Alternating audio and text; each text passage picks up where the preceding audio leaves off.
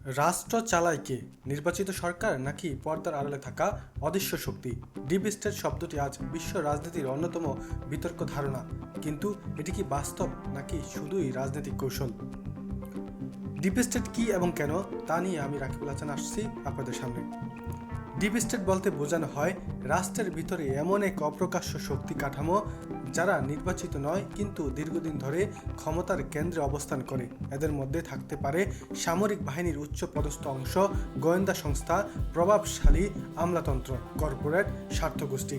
ধারণাটি প্রথম জনপ্রিয় হয় তুর্কিতে। সেখানে ডেরিন ডেভিল্ট নামে পরিচিত ছিল এক গোপন ক্ষমতার বল। আমেরিকায় ডিপ স্টেট বিতর্ক প্রায় চলেছিল। পরে শব্দটি আলোচনা আছে ইউনাইটেড স্টেটে।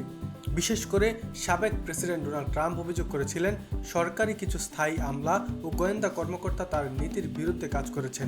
এ সময় থেকে ডিপ স্টেট শব্দটি বিশ্বজুড়ে রাজনৈতিক ভাষ্যের অংশ হয়ে যায়। বাস্তবতা নাকি ষড়যন্ত্র তত্ত্ব হিসেবে গড়ে তোলে? একদল বিশ্লেষক বলেন রাষ্ট্রের স্থায়ী কাঠামো থাকেই, সরকার বদলায় কিন্তু প্রশাসন ও নিরাপত্তা কাঠামো একই থাকে, তাই তার নীতিতে প্রভাব রাখতেই পারে। অন্যদিকে সমালোচকরা বলেন ডিপ স্টেট অনেক সময় রাজনৈতিক ব্যর্থতা ঢাকার হাতিয়ার। এটি প্রমাণিত কোনো গোপন কেন্দ্রীয় শক্তি নয়, বরং একটি রাজনৈতিক বয়ান। বাংলাদেশের ডিপ স্টেট বিতর্ক নিয়ে প্রায় আলোচনা চলছে। বাংলাদেশে বিভিন্ন রাজনৈতিক আলোচনায় শব্দটি শোনা যায়, তবে এখন পর্যন্ত কোনো প্রমাণিত গোপন রাষ্ট্র কাঠামো নিয়ে নিরপেক্ষ গবেষণালয় শব্দ তথ্য নেই। এটি মূলত রাজনৈতিক বক্তব্যের অংশ হিসেবে ব্যবহৃত হয়। ডিপ স্টেট এটি হয়তো একটি ধারণা, হয়তো একটি রাজনৈতিক কৌশল, কিন্তু প্রশ্ন রয়ে যায় রাষ্ট্রের প্রকৃত ক্ষমতা কোথায় কেন্দ্রীভূত? আপনার মতামত কি? কমেন্টে জানাতে বলবেন না।